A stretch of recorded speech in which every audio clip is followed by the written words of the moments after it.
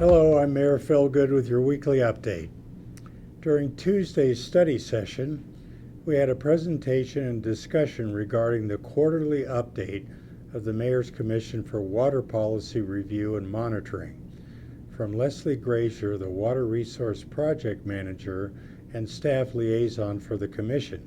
Leslie also spoke of draft recommendations that the Commission is suggesting, as well as their attempts to reconcile language differences in the water policy. When I ran for mayor 2 years ago, it was very clear to me, since I was on the council when the water policy was dramatically altered in 2019, that the new policy was generating an escalating amount of growth that was outstripping our ability to provide equivalent public safety services, extend appropriate utilities into those growth areas, and even deciding to deliver water outside city limits. In my opinion, this had a detrimental expectation of our ability to manage our water supplies in the future. It has been a primary focus of my concerns. We have worked at implementing a new water management plan that was more deliberate, more analytical, and with more data to justify usage of our portfolio to be able to grow at a measured pace and still provide the public safety services and utility extensions that we can afford. We now have an official city manager. Gregory was sworn in as our city manager on Tuesday during the voting meeting. I'm so glad that she is here, and I'm happy to welcome City Manager Gregory to Prescott. Last Thursday, we had a budget workshop in the council chambers. Building up to this workshop, we had the council's strategic workshop last November, and also in February, the fiscal year 2023 mid-year budget and fiscal year 2024 preliminary look at the city budget.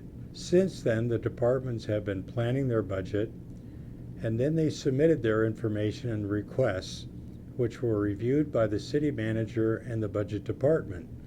From that, we have come to the budget review workshop for fiscal year 24. This was part 1 of 2. The next workshop will be May 25th from 1 to 5 p.m. This year, as part of the budget workshop, we will also be presenting the recently established approved expenditure list items for fiscal year 24.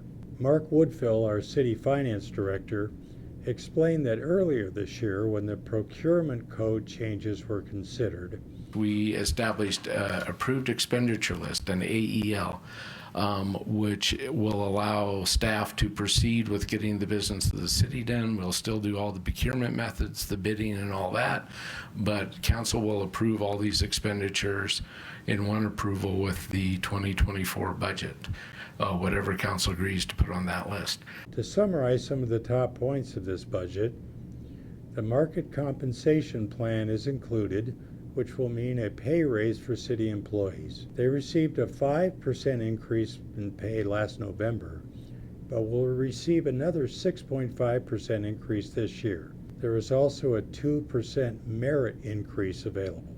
New positions have been added. 3 long-time temporary positions have been made permanent. 24 new positions, which includes 3 grant positions carried over from fiscal year 23. This consists of 6 new fire personnel, 7 new police personnel, 8 new public works personnel, and 3 other positions. We also had to plan for inflation and rising energy costs. All in all, the proposed total city budget for fiscal year 24 comes to $251,389,059. It's worth noting that this is about $30 million less than last year's budget. If you missed the budget workshop, which was approximately 3 hours long, a link to the video is below. Finally, 2 members of the City Council had requested a study session item, which was previously scheduled for last Tuesday, to discuss the proposed Sundog connector. Following discussions with the City Legal Department and in coordination with the staff at the Central Yavapai Metropolitan Planning Organization, SIMPO, the discussion was removed from the study session. The city and SIMPO are working together on all matters related to the planning of the Sundog connector. This includes a review of all existing development agreements as they relate to the project. SIMPO is continuing the design concept report and environmental overview planning. Once complete, the city and SIMPO will share concepts and solicit public input. We appreciate SIMPO's valuable transportation work on behalf of Prescott and the Central Yavapai region. For additional information, please contact the City Manager's office. I'm Mayor Phil Good.